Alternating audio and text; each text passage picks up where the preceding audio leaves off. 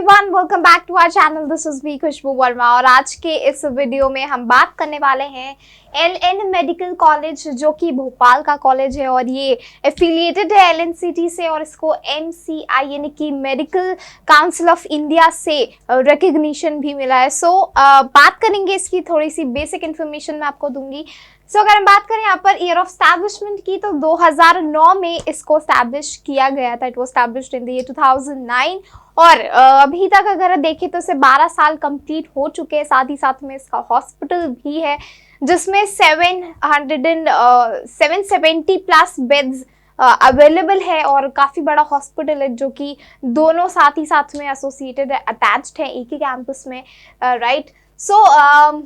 The city of lakes Bhopal Madhya Pradesh की राजधानी में सिचुएटेड है LN medical college Bhopal, right. अगर हम बात करें यहाँ पर ओनरशिप के बारे में तो this is a private own college and hospital, right. यहाँ पर अगर हम देखें कि कौन कौन से आपको प्रोग्राम्स मिलते हैं, right, starting from your undergraduate degree programs, post graduation degree programs. अगर हम बात करें यहाँ पर कोर्सेज के बारे में, एमबीबीएस कोर्स अवेलेबल है। यहाँ पर आप एमडी कर सकते हो, एमएस कर सकते हो in post graduation I am talking about. But अगर हम स्पेसिफिकली एमबीबीएस की सीट्स के बारे में बात करें तो कुल मिलाकर के 150 सीट्स यहाँ पर अवेलेबल है फॉर द एमबीबीएस डिग्री, जो कि आपका 5.5 इयर्स का अंडर ग्रेजुएट डिग्री प्रोग्राम है, जिसमें कि आपको एलिजिबिलिटी क्राइटेरिया के बारे में अगर हम बात करें तो 12th में मिनिमम आपके 50% मार्क्स होना ज़रूरी है।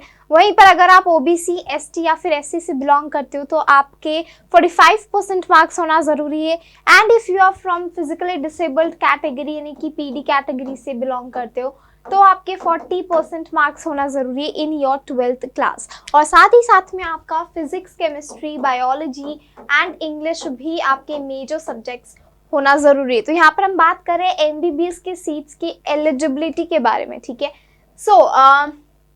बात करें यहाँ पर सीट्स की तो कुल 65% जो होता है यहाँ पर admission, that is on the basis of state quota, ठीक है। और बाकी का जो है that is on your management and your NRI quota, यानी कि नॉन रेसिडेंट ऑफ इंडिया के बेसिस पे ये 150 सीट्स जो है वो फुल हो जाती है। तो हम बात कर रहे हैं यहाँ पर एलएन मेडिकल कॉलेज के बारे में, जो कि आपका भोपाल में सिचुएटेड है। And now coming to the fee structure की, यार ऑब्वियसली बात है, आपने इसकी थोड़ा सा बेसिक इन्फॉर्मेशन आपको पता चल गई कहाँ पर लोकेशन है। अब जो स्टूडेंट्स मध्य प्रदेश के हैं, एमपी से हैं, भोपाल से हैं, उनका टारगेट है ये कॉलेज, लेट्स से, तो उनके लिए तो हेल्पफुल है, जाहिर सी बात है। बट हम अलग अलग स्टेट्स के कॉलेजेस के बारे में डिस्कस कर रहे हैं, जहाँ पर स्पेसिफिकली हम लोग लेट्स से हमने राजस्थान के कॉलेजेस के बारे में डिस्कस किया है, देन उत्तर प्रदेश के कॉलेजेस के बारे में डिस्कस किया है, राजस्थान हो गया, तमिलनाडु हो गया, महाराष्ट्र हो गया, दिल्ली एनसीआर हो गया, ताकि जो बच्चे जिस स्टेट से बिलोंग करते हैं तो एटलीस्ट उन्हें अपने स्टेट के मेडिकल कॉलेजेस के बारे में तो पता ही हो, राइट। अगर आप मध्य प्रदेश से हो तो आप इस कॉलेज को टारगेट कर सकते हो, एमपी से नहीं भी हो तो भी आप इस कॉलेज को टारगेट कर सकते हो। लेकिन आपका जो नीट का रैंक है वो बहुत मायने रखता है, बिकॉज सीट्स बहुत कम and as you all know कि हर साल लाखों में नीट के बच्चे अपीयर होते हैं बच्चे नीट में। इस साल भी more than 16 lakh plus students appeared for the NEET 2021, right. But अगर हम सीट्स देखें तो कितनी है कॉलेज में? सिर्फ 150, किसी में 100, किसी में 150, किसी में 200, किसी में 250, max is your 250, right. So the competition is really tough, so you have to work hard। अगर आपके रैंक नहीं आती है अच्छी, कोई कुछ नहीं कर सकता इसमें, और राइट। अगर हम बात करें यहाँ पर फीस स्ट्रक्चर के बारे में तो एक साल की फीस आपकी 10,70,000 है, ठीक है। एक साल की तो आराम से आपके 55 लाख तक जा रहा है अगर हम 5.5 ईयर्स देखें, कैलकुलेट करें तो। अगर आप एक साल का लेस भी कर दो, बिकॉज 4.5 साल की आपकी पढ़ाई होती है और एक साल की आपकी मैंडेटरी पेड इंटर्नशिप होती है, ठीक है। अगर आप एक साल का लेस भी कर दो तो भी आपका 45 लाख के अप्रॉक्सीमेटली आ रहा है, 45 to 46 लाख, और 5.5 साल तक का, राइट। एक साल की आपकी फीस हो जाती है 10,70,000। बिकॉज प्राइवेट ओनरशिप है तो ऑब्वियसली बात है फीस भी उतनी लगेगी ही। अब अगर हम बात करें यहाँ पर एग्जामिनेशन की, तो जैसे कि इट्स क्वाइट ऑब्वियस, आपको पता है, आप नीट एस्पायरेंट्स, तो आपको मालूम होगा कि नीट के बिना तो भाई नहीं होता है। लेकिन किसी किसी कॉलेजेस में मेरिट के बेसिस पे भी एडमिशन हो जाता है, जब जैसे सीट्स अगर मान लो बच जाती है, किसी किसी कैटेगरीज की सीट्स बच जाती है, तो फिर उसके बेसिस पे जब नीट का कट ऑफ सीट्स अवेलेबल होने के बाद में, फुलफिल होने के बाद में अगर कुछ सीटें बचती हैं, तो मेरिट के बेसिस पे भी कॉलेज वाले जो हैं वो एडमिशन देते हैं बच्चों को एमबीबीएस में। ऑलराइट, सो यहाँ पर हमने एलिजिबिलिटी क्राइटेरिया डिस्कस कर लिया। 12th में आपके कितने होने चाहिए, मिनिमम 50% होना जरूरी है। अगर आप जनरल कैटेगरी से हो, अगर आप ओबीसी एसटी एससी से हो, तो आपके 40% 45% होना ज़रूरी है। और अगर आप फिजिकल डिसेबल कैटेगरी से हो, तो आपके 40% मार्क्स होना ज़रूरी है। अगर आप एमबीबीएस के एज फैक्टर पे जाओ कि कितनी मिनिमम एज है एमबीबीएस करने के लिए, so that is your 17 years.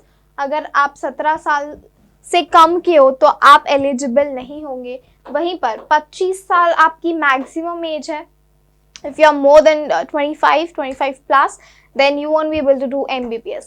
Okay, so यहाँ पर हमने इसका एलिजिबिलिटी क्राइटेरिया भी डिस्कस कर लिया है, एडमिशन प्रोसेस भी डिस्कस कर लिया है सब।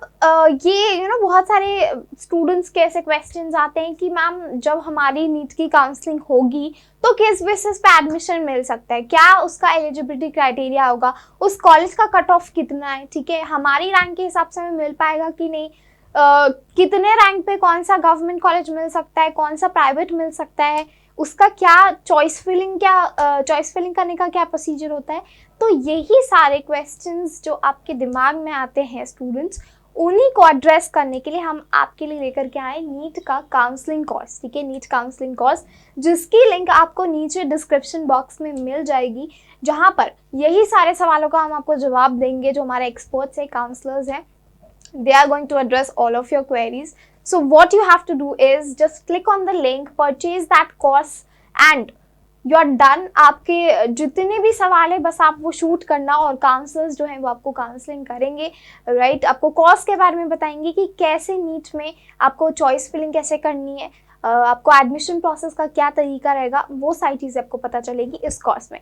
नंबर 1 तो आपको मैंने कोर्स के बारे में बता दिया। Number 2 is your NEET predictor, ठीक है। अब यही सारे क्वेश्चंस जो आपके माइंड में आते हैं कि कौन से रैंक पे कौन सा कॉलेज मिल सकता है, उसके लिए we got NEET predictor for you. So NEET predictor में क्या करना है, जब आप अपनी रैंक लिखोगे, जब आपने अपनी रैंक डाली नीट प्रेडिक्टर पे एंड रैंक डालने के बाद में आपने आपकी कैटेगरी डाली, तो जब कैटेगरी आप डालोगे तो आपको लाइन से कॉलेजेस की लिस्ट मिल जाएंगी। एमबीबीएस कॉलेजेस की लिस्ट मिलने के बाद में अकॉर्डिंग टू योर रैंक आपको पता चल जाएगा कि आपकी रैंक के हिसाब से आपको कौन सा कॉलेज मिल सकता है जिसे आप टारगेट कर सकते हो ड्यूरिंग द नीट काउंसलिंग, ठीक है। सो इसलिए ये पूरा ओवरऑल हमने जो नीट प्रेडिक्टर वो करा है आपके लिए, उसकी लिंक भी डिस्क्रिप्शन बॉक्स में दी है। So try it out, predictor को आप इस्तेमाल करो, वो आपके लिए बहुत बेनिफिशियल होगा, बिकॉज आपको पहले से ही पता होगा कि मुझे इन्हीं कॉलेजेस को टारगेट करना है और इन्हीं पे मेहनत करनी है, राइट। सो ये दोनों जो नीट प्रेडिक्टर है और जो नीट कोर्स है, इसकी लिंक आपको नीचे डिस्क्रिप्शन बॉक्स में मिल जाएगी। सो उससे चेकआउट करना मत भूलिएगा। एंड अगर आपको वो यूजफुल लगता है, इन्फॉर्मेटिव लगता है, so let me know in the comment section and I am going to see you in the next video. Do not forget to like, share and subscribe our channel. See you in the next video. Thanks for watching. I hope you liked this video. For more such videos, keep watching our channel and do not forget to like, share and subscribe.